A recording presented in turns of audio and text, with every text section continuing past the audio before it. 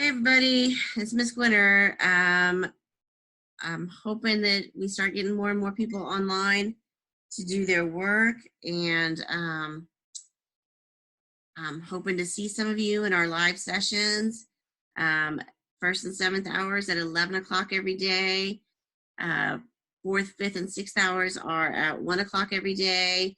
Join in, just really just to say hey, and you don't have to do it every day. Get some help on whatever you need, and that's it. I'm going to go ahead and share with you the presentation I was going to do today in those. And you'll see that you have a Google form that you need to fill out, an assignment that goes along with this lesson. And you need to get that. I'll put a due date on that, and you'll need to turn that in. I'm going to go ahead and share my slides with you.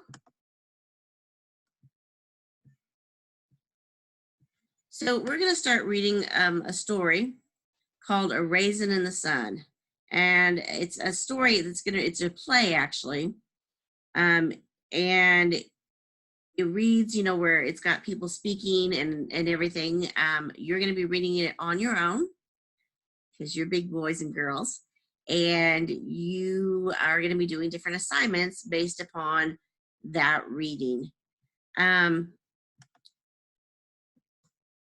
talk about the setting, because the setting is so important to how a story takes shape and how it becomes important. A setting is the time and place in which a story takes place. And to really understand how that setting works in, we have to understand what the setting is. And A Raisin in the Sun says this. It says in the booklet that it is set in Chicago sometime from World War II until the present. So that would be a lot of time, right? Because World War II ended in like 47 or something like that. I think so. My grandparents got married in 48. I'm not sure. But it really doesn't, because the play was written in 1959. So really, it's not all the way to the 1920s time. It's really in the past. So it was written in 1959. So we're just going to assume that it's taking place sometime in the 1950s in Chicago. And Chicago in the 1950s was still a really large city. Chicago is huge. I don't know if you've ever been there. I love Chicago. We can look at our downtown and all like the big high rises that we have there and think, oh, this is really big. Chicago is like 10 times that big. It's huge. Their downtown areas of large buildings. This is just one street setting in the 1950s.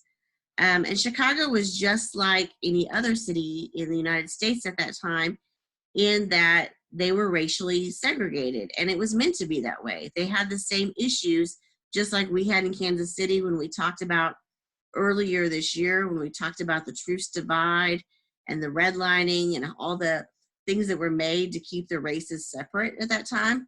That happened in Chicago too. And it was just on a larger scale because it was a much larger city. Chicago is huge, and their area that they had was called Bronzeville. So I'm going to show you this little video.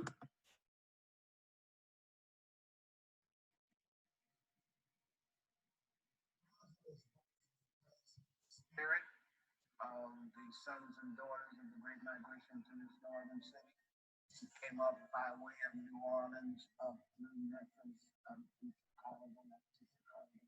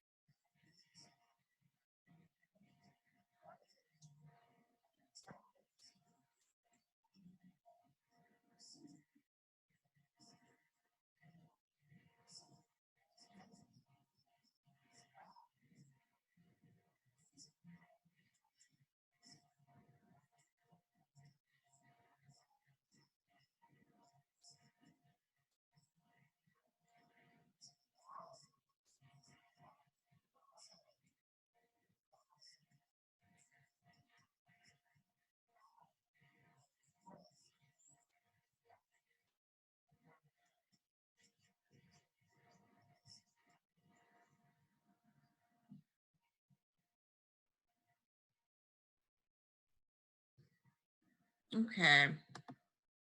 So I'm also going to share with you, and I'll put the link to this little slideshow that's in Prezi up on Google Classroom, because this is the questions that you have on that Google form. They come from this. Chicago South Side in the 1950s. There were 95 square miles of the 228 square miles were considered the South Side. In the mid-1950s, Chicago suffered its first post-industrial crisis as the major meatpacking companies began to close their production facilities. So this is where a lot of the people worked at the time. So it began to have a whole issue, and they had some problems after that. In the 1950s, the Robert Taylor Homes was believed to be the largest public housing project in the world. There were 28 buildings that were each 16 stories tall. They were built to house 11,000 residents, but eventually they housed over 27,000. I've seen the Robert Taylor Homes, and Chicago literally built a highway right near them in order to keep them separate from other parts of Chicago, to divide them. They are no longer around. They were torn up, but that was even in my lifetime. They were huge, and they were built to house, think about it, 11,000 residents, and eventually they housed over 27,000 people in these several buildings. And Chicago had several of them. Cabrini Green was another Chicago low-income housing project that they had. I've actually been around Cabrini Green, and they are now closed down too, and torn down. The population of Chicago in the 1950s was 3.6 million. That's in the 1950s, y'all. I don't even know what it is now. It's something crazy, I'm sure. Even today, Kansas City is only right around 500,000 people, but 3.6 million in 1950s, and 492,000 of those people were African American. Over 2% of the entire country's population lived in the Chicago city limits. In the 1950s, more African Americans had filled Chicago than ever before. More African American gangs had been established, and the number of white ethnic gangs had nearly diminished. Street crime was a very low priority for authorities, so they weren't really caring about it at the time. From the 1930s to the 1950s, an artistic movement focused in and around the Hyde Park community area. Michelle Obama actually grew up around the Hyde Park area. The South Side of Chicago was considered the capital of Black America. African Americans resided in Bronzeville, an area called the Black Belt. The Black Belt had the worst slums in Chicago in the 1950s. And when we start to read A Raisin in the Sun, that's where it begins. That's where they're living when they first start reading it.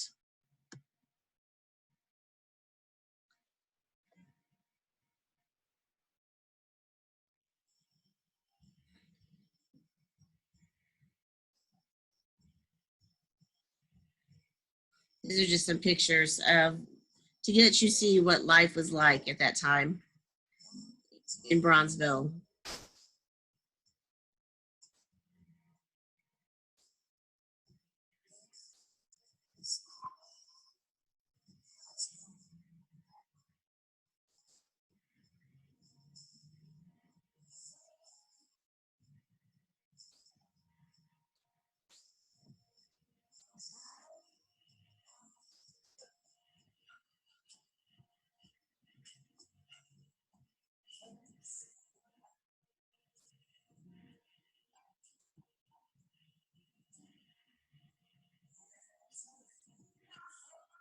And if you remember, this would have been about the time that Emmett Till, he was from Chicago in the 50s, where he would have gone from Chicago to Mississippi, and his mother brought his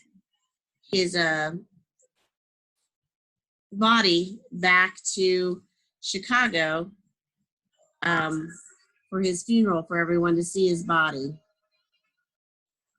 All right, I'm going to stop there.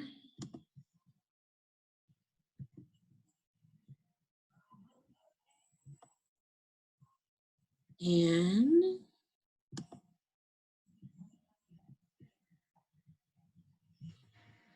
stop there. You all can watch that if you want. I'm going to put that link on there. I'm going to sign off of here. And I hope to see you all soon. I miss you.